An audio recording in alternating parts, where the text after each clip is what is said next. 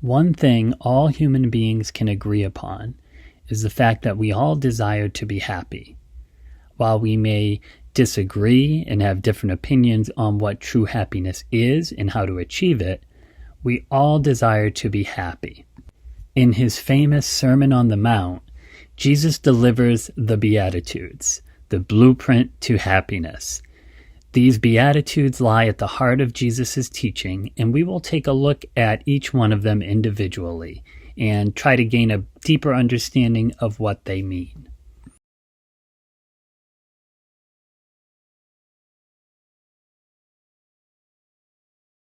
Jesus teaches that the Beatitudes are the blueprint and the key to living a happy life.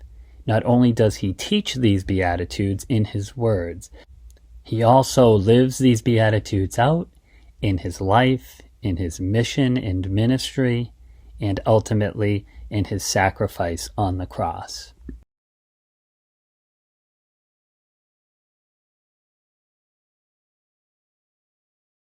For each Beatitude, you will notice that there is a first part that begins with the phrase, "Blessed are," and that will be followed by a characteristic of a group of people or an individual. For example, the first one, "Blessed are the poor in spirit."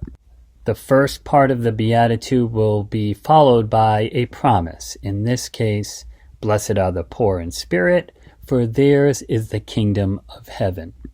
By poor in spirit, Jesus is not saying that one who is wealthy cannot attain the kingdom of heaven. What he is really saying is that our spirits, our hearts, must be detached from any material greed or obsession with wealth. But also, more than that, we must recognize our intense need for God to find fulfillment in this life.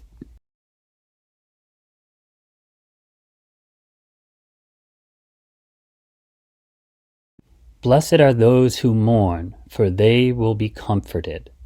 We all suffer loss and we all suffer grief in this life. No one is exempt from that fact. And the period we are in now, this period of quarantine, is in a way a period of grief or mourning. We are mourning the loss of our daily routines, our connection with our friends and our loved ones. So this particular Beatitude definitely rings true and hits home during this time. And what's great about this Beatitude is that God promises comfort for all of us who suffer, whether it is from the loss of a loved one or a loss of our way of life for a temporary period of time. So hopefully we can find hope in the midst of struggles by meditating upon this Beatitude. And this Beatitude also challenges us to respond compassionately to the suffering of others.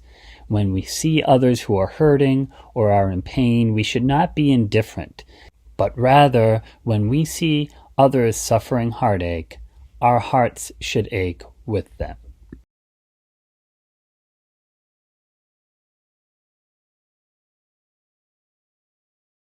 Blessed are the meek, for they shall inherit the earth.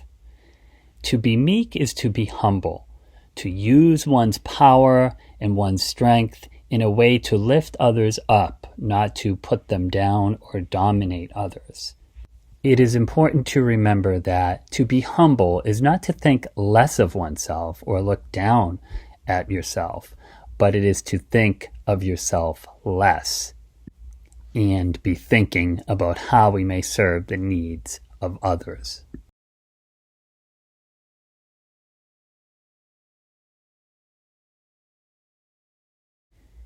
Blessed are those who hunger and thirst for righteousness, for they will be filled.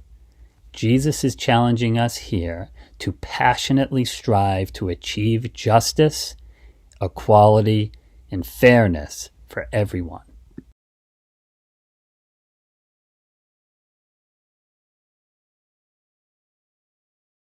Blessed are the merciful, for they shall receive mercy.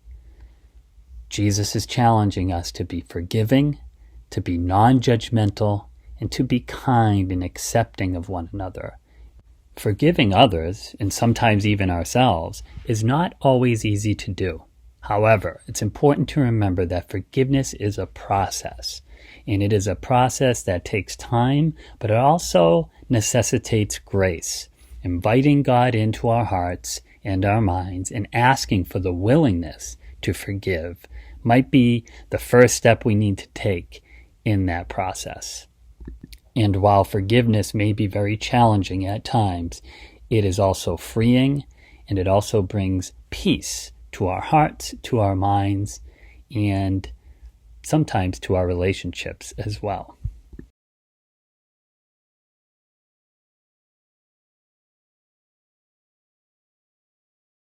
Blessed are the pure in heart, for they shall see God.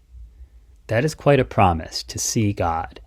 And I think what Jesus is trying to tell us here is that when we invite God into our hearts, in our lives, that He will purify us, that He will help us to see ourselves and others through His perspective, through the eyes of love, unconditional love and mercy.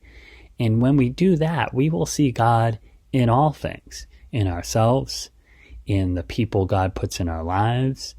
And having that godly perspective is really what the spiritual life is all about.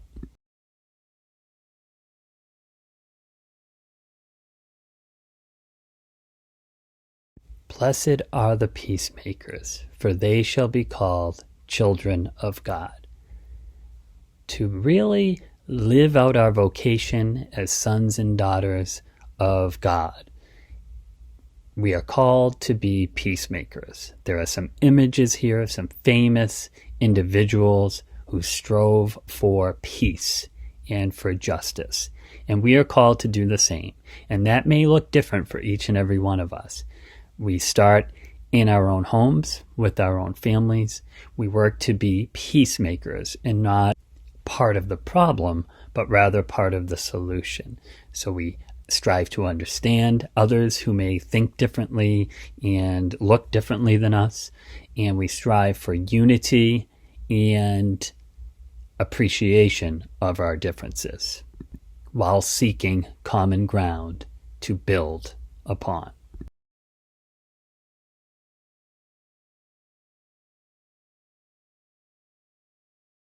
Blessed are those who are persecuted for righteousness' sake, for theirs is the kingdom of heaven. No one likes to be talked about in a negative fashion. No one likes to be the target of gossip or negativity. However, if we are being targeted or persecuted or judged or ridiculed because we're doing the right thing, then Jesus says, "Blessed are you." So we can take comfort in those words, and doing the right thing isn't always easy. If it was, everyone would be doing it. But with God's help, and I think this image kind of represents that Jesus has our back, and He is the one who will guide us and strengthen us to do the right thing, even when it's difficult. No one said that life would be easy, and Jesus certainly didn't make any bones about it, right? He understood that there would be challenges, and all of His teachings are challenging in one way or another. But what He is laying out here is the path to discipleship. And when we are disciples of Jesus, which means followers of Jesus, that means we are on the path to true joy, true happiness, not only in the next life, but in this life as well.